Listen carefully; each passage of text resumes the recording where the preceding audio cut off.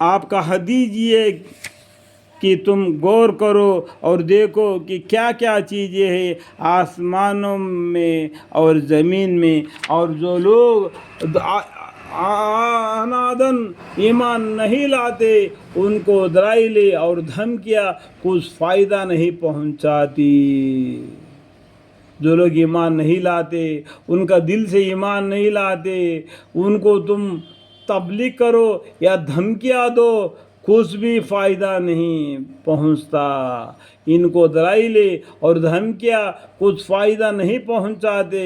یہ بیان ہو ان کو عناد کا، سو لوگ بدلالت حال صرف ان لوگوں کے سے اوقات کا انتظار کر رہے جو ان سے پہلے گزر چکے ہیں۔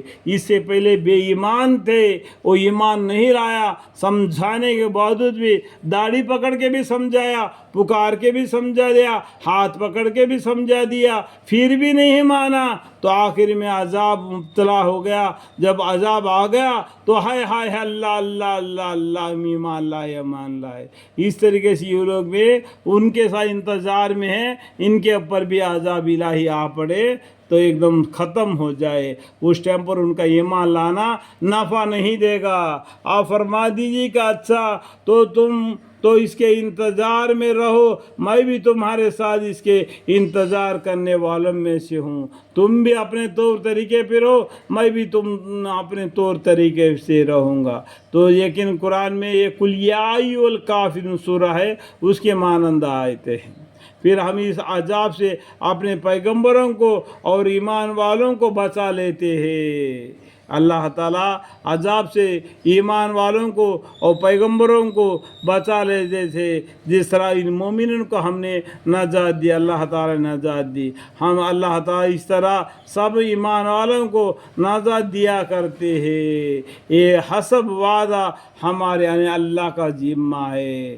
پیغمبروں کو اور ایمان والوں کو اللہ تعالیٰ عذاب سے مبتلا نہیں کریں گے، ان کو حفاظت کریں گے۔ یہ حسب وعدہ اللہ کا ذمہ ہے۔ آپ کہہ دیجئے کہ اے لوگو، اگر تم میرے دین کے طرف سے شک اور تردد میں ہو، تمہارا دل میں شک ہے، تردد میں ہے، الجھن میں ہے، تو میں ان معبودوں کی عبادت نہیں کرتا جن کے تم خدا کو چھوڑ کر عبادت کرتے ہو۔ میں اس معبود کی عبادت کرتا ہوں جو لا شریک لہ ہے، اور وہ کسی کا اسی کی عبادت کرتا ہوں۔ جس کی تم عبادت کرتے ہو اس کی عبادت نہیں کرتا جن کی تم خدا کو چھوڑ کر عبادت کرتے ہو، لیکن ہاں اس معبود کی عبادت کرتا ہوں جو تم یعنی تمہارے جان کو قبضہ کرتا ہے۔ جلاتا مارتا کون ہے؟ اللہ ہے، جس نے ہم کو پیدا کیا، اس کو ہم پر پورا اختیار ہے، جو چاہیے وہ کرتے ہیں۔ تو اللہ سے ہمیں معافی کے درخواست کرتے ہیں کہ ہمیں معاف فرمائے، آپ کی رحمت کا سایہ میں اپنے زندگی دین اسلام کے راہ پر چلنے کی توفیق عطا فرمائے، اور ہمارے گناہوں کو خطاؤں کو معاف فرمائے، اور مجھ کو منسانہ باللہ یہ حکم ہوا ہے کہ میں ایمان لانے والوں میں سے ہوں۔ الحمدللہ الحمدللہ الحمدللہ۔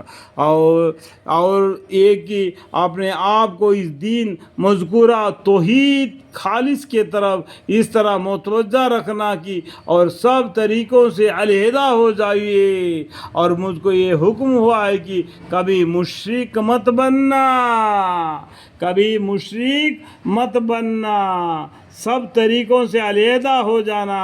ایک طریقہ ہے قبلے کی طرف منہ کرنا، قبلے کی طرف، ایک قرآن ہے اسی کو تلاوت کرنا، ایک اللہ ہے اسی کی عبادت کرنا۔ یہ حکم ہوا کہ کبھی مشرک مت بننا۔ وَأَنْ أَقِمْ وَجْهَكَ لِلدِّينِ حَنِيفًا وَلَا تَكُونَنَّ مِنَ الْمُشْرِكِينَ۔ اور یہ حکم ہوا ہے کہ خدا کی توحید کو چھوڑ کر، ایک اللہ کو چھوڑ کر ایسی چیز کی عبادت مت کرنا جو تم کو نہ عبادت کرنے کے حالت میں کوئی نفع پہنچا سکے اور نہ ترک عبادت کی حالت میں کوئی ضرر پہنچا سکے۔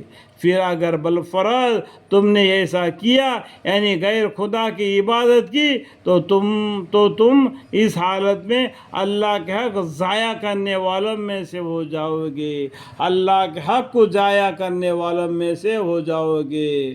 جو شرک کرتے ہیں وہ کیا ہے؟